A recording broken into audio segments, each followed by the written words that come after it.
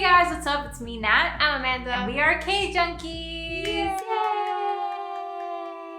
Happy 2024. We obviously took a little break in December. We had a lot of other things planned, so we kind of decided, you know what, let's just chill a bit, but we wanted to get back to you guys with more videos. And as we always do, we always start the year with our countdowns, our annual countdowns. We have 3 2023 videos that we're gonna bring to you. And we're starting off with our top favorite debuts of 2023.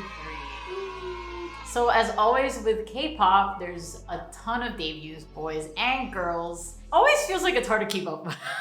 But nonetheless, we have compiled a list of our top 10 favorite 2023 debuts. But we have a disclaimer, as we usually do. Usually when we do our top debuts, we do exclude subunits from solidified groups or solos from solidified groups.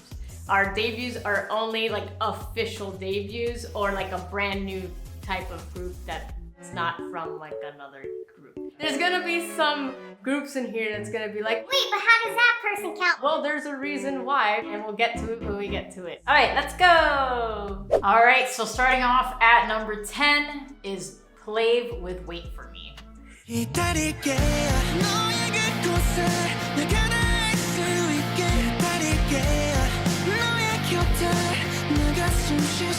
If some people don't know, which I feel like people do know, they are a virtual idol group. All we know by them is their virtual characters. We know nothing of the people that voice these members. These members. The members. But fuck, we were like, no, 𝗲𝗏 is weird. Like, we're not gonna bother. Then we went to KCON, where 𝗲𝗏 was at virtually, and they played their songs nonstop throughout the convention. Nonstop. Well, at first it started off as like a joke between It was a joke, the yes. grouping of friends we went to KCON with, but like as time went by, we were like, you know what? It's kind of hits. Their songs are good. Kind of hits. Their songs are good. And then when you, you start wondering who's behind the voices and stuff, and I'm just here like, oh my god, these might be like old idols I used to stan. So I'm kind of like, I might have to stan because I want to support these people honestly still. But they do have really good songs. They actually do sell well and chart well in Korea. So I feel like they're definitely a successful virtual group, and you know, it's good. All right, moving on to number 9 on our list is Young Posse with Macaroni Cheese. Macaroni cheese, I got macaroni cheese. Macaroni cheese, I got macaroni cheese. Under cream, pop it like a cheese. So this was another questionable type debut. Definitely an interesting concept. Macaroni cheese, the music video, they're like in the microwave. The music video itself was definitely very interesting, but it kind of was like a flavorful hip hop debut. Like, I don't know, they kind of ate. I remember when the teasers were coming out and you were showing them and it was like, this is so weird, this is gonna be weird. But then we were watching the song and I was like, I wanted to hate it, but I was like, I actually really enjoyed this. The only iffy part with this debut per se is that the members are young and some of the lyrics are kind of suggestive. You know, companies I feel like aren't aware sometimes of how they portray stuff, or they are and they just don't give a damn. Excluding the way the lyrics are and whatnot, it's a really good song. Songs about food tend to be like and that, the dance so. they eat up the dance. Yeah, they're like really talented. So I'm curious to see. Yeah, I'm curious to see what they do next. All right, moving on. Number 8 on the list is limelight with Honestly. Oh, tell me honestly, how can you tell me easily? 천천히 말해줘도 돼, just stop beginning. Yeah, 이젠 뭘 안. So Limelight not only had really good pre-debut songs like Eye to Eye and Starlight, but then they officially had their debut, OT3 I guess, debut with Honestly, and Honestly was a really good debut. 2 of the girlies were on survival shows, so they're known as well. And we actually got the pleasure of seeing them at KCON, and super precious. Madeline, a great comeback. Yeah. And they're actually coming back soon, and that'll be the last OT3 comeback. So I think Limelight has a really promising future, and they did well with this song. Okay, so number 7 on our list is our first soloist on the list, and it's 𝗓 with Howl.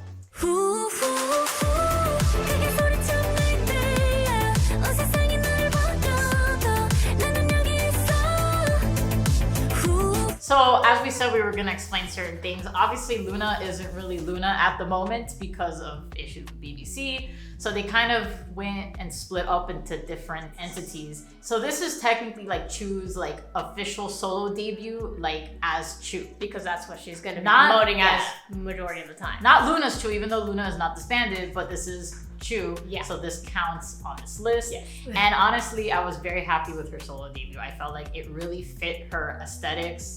Like the whole album was super pretty. Her vocals are beautiful. So I love this song. I mean, it was interesting to me because when you think of Chu, you think bubbly, bright, cute, colorful. So this was like a nice vibe to come from her. And the song definitely did grow on me. And I think it definitely showcases her vocals because some people still, they look at you and they don't expect a voice like that to come out of her. Even though Heart Attack, she basically I don't know, proved that. man. She's been belting this whole time. She has been, but I feel like she just has like a beautiful voice and the song just makes me happy. Moving on to number 6 on the list, we have 𝗜𝗡 with Pandora.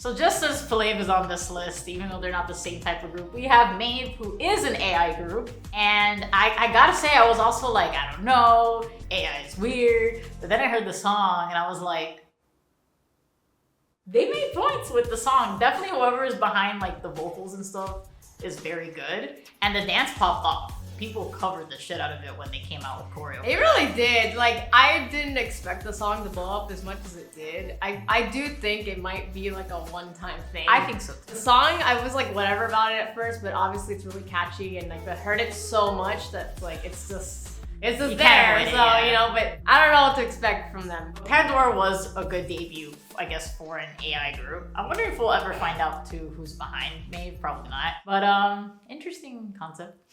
All right, moving on to top 5 is 𝗬𝗏𝗡 with Sensitive. Sensitively taken 배취형 저격의 taste 우리의 선택은 Putting me up so perfect Sensitively taken So as we mentioned earlier with Chu, Luna ain't Luna, so they all kind of went into separate ways. And 5 of the girlies decided to be 𝗬𝗏𝗡 under CDT. To add more of a disclaimer on that, Honest Circle is not included in this list because they're technically an existing subunit before under Luna and technically are a subunit under Artemis when Artemis does make its debut. So Artemis could count Yes. for 2024 debut as Artemis, but Honest Circle will not count because it is a subunit of Artemis, whereas 𝗬𝗏𝗡 Is a group. is a group. My Luna girlies, 𝗬𝗏𝗡 8. No, I really like the song and first listen. It was great to see girls that never really got lines in Luna to have a whole song with just the 5 of them. Yeah. And it was great. I felt like it suits their image as 𝗬𝗏𝗡 and it's That's catchy as why fuck. I was interested because I do feel like the girls split off as like the girls that got no lines and the girls that did get lines for the most part. So I was like, I don't know what to expect from 𝗬𝗏𝗡 because the grouping of girls I thought was like a little odd. I'm like, what concept are they gonna do? So it was a very interesting sound to get from them and I'm curious to see what they come out with along with when Artemis debuts as well. Moving on to number 4 on our list, we have Kiss of Life with Shh. Talk that shit 내 숨은 on your lips It's so sweet 내 따라 찾아가니까 상상대로 Kiss of fucking Life. What a group to come out in 2023. First of all, when we found out that the iconic 𝗏𝗏𝗏 was gonna be in Kiss of Life, we loved 𝗏𝗏𝗏's solo work. Like 19 and Teddy Bear, like we were here for it. I watched Idol School. We knew her from 16 and I feel like she finally made her big break with this group. And the other members are super talented and the song itself, It's really refreshing to get a group like that amongst like the 4th, 5th gen groups now. Kind of like a little more of a mature concept, powerful vocals, kind of like slightly sexy dancing, even though they're still relatively young despite people being like, they're women. I'm like, huh, whatever. But I am here for Kiss of Life. I'm really excited to see where they go with this concept. I feel like they're definitely gonna keep going up. Bad News, also a great song showcasing their vocals. That album, their debut album was fantastic with the solos. Sugarcoat. So I definitely see a bright future for Kiss of Life. Number 3 on our list is Rise with Get a Guitar. You play me like a still loving all what you know, baby.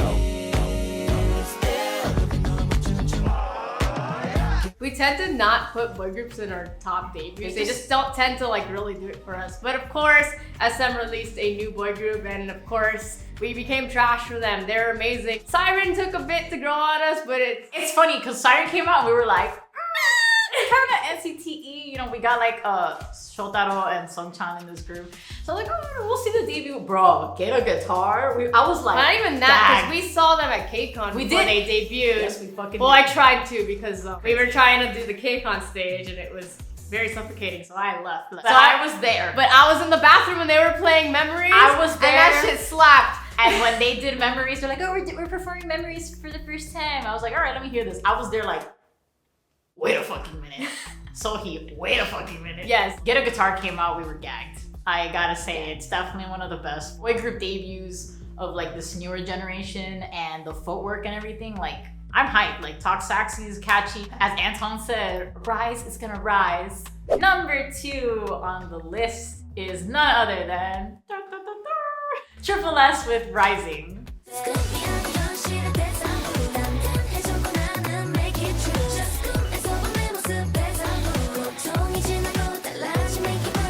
Alright, let's pull out another disclaimer. So I know what y'all gonna say. You guys said the subunits don't count, but why was Generation in your list last year and Rising now? 𝗓𝗏𝗧 is a little confusing.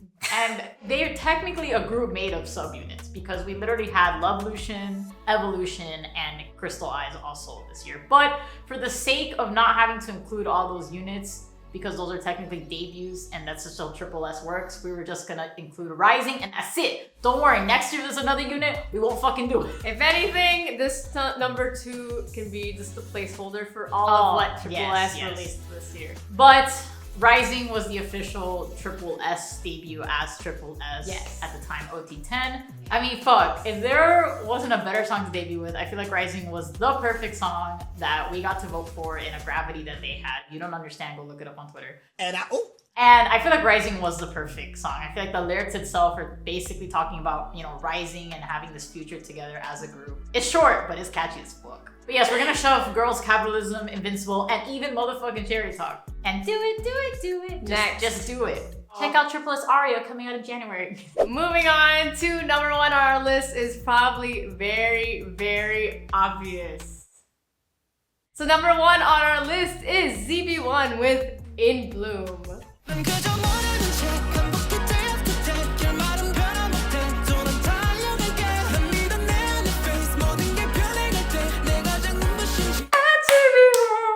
So if some people might know, are you okay? As some people might know, if you watched our ZB1 reaction, we watched Boys Planet from not even the first episode, the PR videos. Not even from the PR videos. I was there from the photos. I watched every single PR video, episode 1 all the way to the finale, and we got heavily invested, a little too heavily invested to be honest, because our faves made it in. And In Bloom, I feel like was exactly the debut that I wanted. Like, I was a little worried, so I'm like, no, what are they gonna come out with? But boy group, like survival shows from Mnet, they tend to have really good debuts. Like Energetic and Flash were really good. So I was praying for a good one, and boy. Man, In Bloom. Fuck. In Bloom fucked us up. It was just life-changing for us. It really was. It was on repeat, and we just love the boys so much, and we tell ourselves not to get it into 10th group, so here we are. Honestly, we did it. I've watched other survival shows, and I'm always like, I'm not gonna be that dumb bitch that like falls in love with the 10th group and then they get sad, because I like Kepler, but I'm not like as invested. So I'm like, I would never. And then here I am buying the light stick and the fan club and the albums and the Season's greetings. But anywho, In Bloom. Yeah, In Bloom. What a great debut. That concludes our top 10 debuts of 2023. Obviously, there were other debuts, but if they didn't make it in, it's because either we didn't know of them or we just didn't really vibe with them, so they're not in our list. Remember, this is our opinion. So if you don't like it, make your own video. If you like this video, make sure to subscribe to our channel for more videos like this. We will be releasing our top 20 songs of 2023, which are separate lists, so it's a lengthy video. And we're also going to be releasing a video of our favorite B-sides as well, which is something we've never done before. So please look forward to that and other videos that we put out this year. Hopefully we do some more videos, and we're going to be going to a lot of conventions this year as well. So please follow us on YouTube and on our Instagram, which is at @k.junkies, for all that info. Thank you guys for watching. See you in another videos. Bye.